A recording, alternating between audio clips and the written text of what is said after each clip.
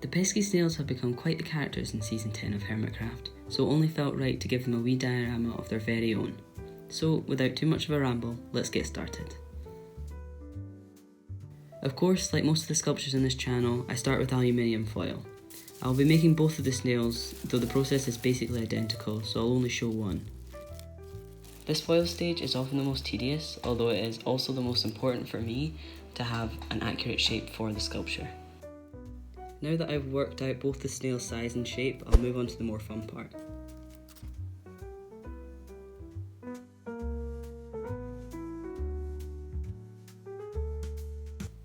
Once the foil is vaguely snail shaped with a circular shell for the pink one and more of a cone shape for the blue, I add a layer of clay to better gauge the proportions. I also had a few reference photos on hand that I was following from Pinterest. I defined the shell with layers of clay layered on top of each other to accentuate the curves.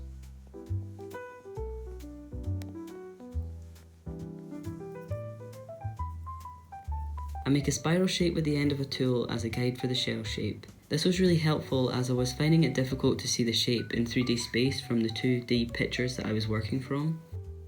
I then build up the spiral with more blobs of clay, following the lines that I put in before, and modifying where I saw fit. I then end at the highest point of the shell. While doing this, I'm focusing on remembering the process, so I have an easier time later on when I do the other snail. I use a variety of tools to smooth out the clay, though for this I'm mainly using ball styluses as the space that I need to smooth is kind of awkward to get to. I add a line of clay down the stomach and along the bottom to bring out that distinctive snail shape, and then move on to defining the head. I cut 2 bits of armature wire to length and then shove them into the top of the head for the snail's signature eye stalks, and then blend them into the head so they look more natural. I add 2 balls of clay at the end of the wire for the eyes and then blend them in too. I then spent some time off camera deliberating on whether to give this one arms. I decided that I want to do this and I came up with a little backstory for them. The story I've made up for these snails is that they have the ability to grow and retract arms as they please, and however many they want, they can grow. This would then explain how they were able to fly a whole entire helicopter, and then also how they were able to accomplish all the things that they do.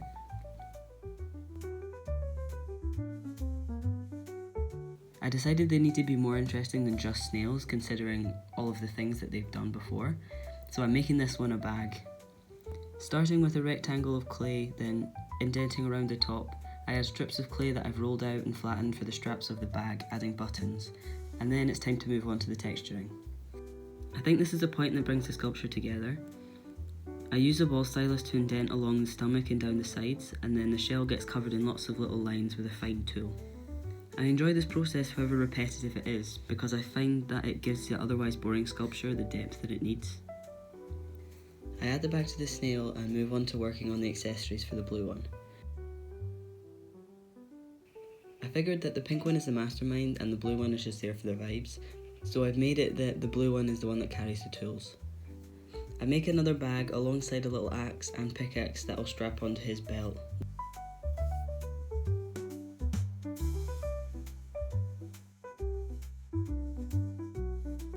I thought it would be funny to make some TNT as a little nod to their mischievous nature. I like to think that they've spent just a little too much time around Grian's base and have picked up some bad habits. I cut up wee lengths of clay and then wrap them in another to hold them together. I figured following along from the Siege of Big Ronds and the Diamond Heist of Scars, they would have some stock left over from their adventures, and I like the idea that however successful they are in their mischief, they are actually really bad at being bad. I think that they're just really lucky and have spent the entire time on the server benefiting from that, and more likely benefiting from the awful observational skills of the other hermits. So this is a definitely not stolen barrel from Big Ronds containing the definitely not stolen diamonds from Scar. Made with a few layers of cardboard and some easy detailing, I paint the barrel a wood brown and use a metallic silver paint to go over the nails.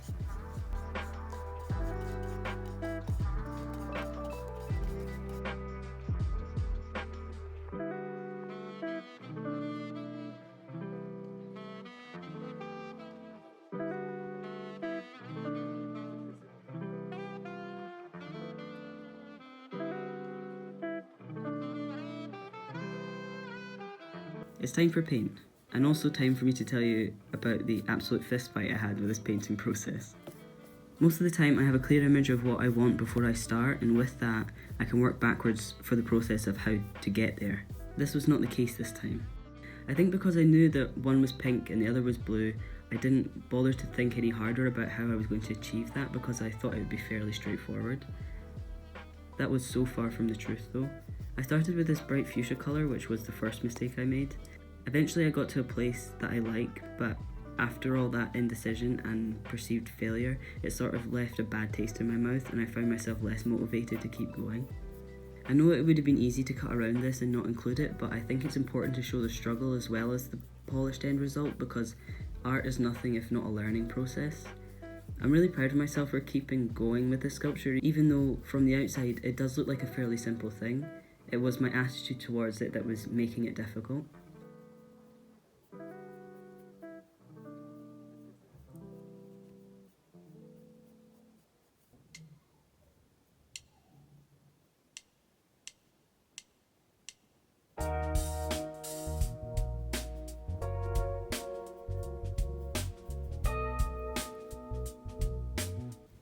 I gave the snails a few layers of varnish to give them a shiny finish and then move on to the base. I was also apprehensive when it came down to making the base. When I'm not sure what I want, I collect all my scraps, and seeing everything I have to work with in front of me helps spark my imagination. It also just gets me sitting at my desk, which is sometimes all the push that I need to get started. I sketch out the plan for the base before I cut anything up so I can be sure that I like what I'm going to do. I think the square had too much wasted space, so I cut off the corners and decided that I needed more height in the back. I'm going to use coffee stirrers to make a fence too, which adds more visual interest while not taking the focus off the snails.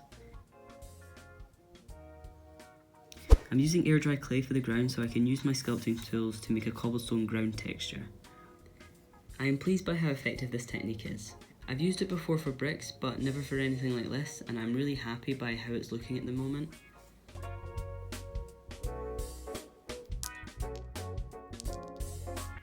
This was another thing that made me procrastinate a bit because I was so unsure if it was going to work out the way I envisioned it or not.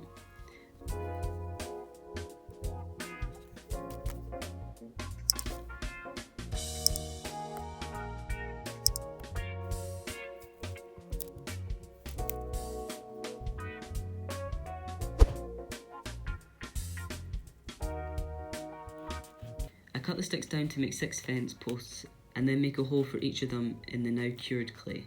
I left the clay overnight so it could harden completely. I paint all the cracks in between the stones with dark brown, as if the dirt is poking through between them. I realised after I moved on to painting the stones grey that I should have done that step later on instead of first, as the grey just got in all the cracks anyway. But with the stones painted, it meant that I could use washes instead, which was much easier. I follow the washes with a light grey dry brush and then a very light dry brush of white on the very tops of the stones. The same washes used on the fences to age them a little, and then I scatter some fake foliage because I felt like it needed more colour. After that, we're on to the results.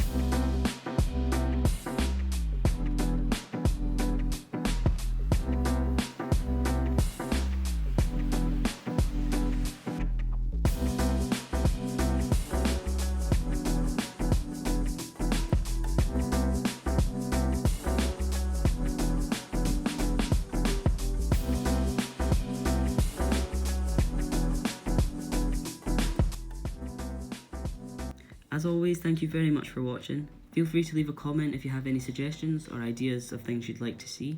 I have an Instagram if you'd like to see more content, and please like and subscribe if you're new. Thanks again, have a nice day.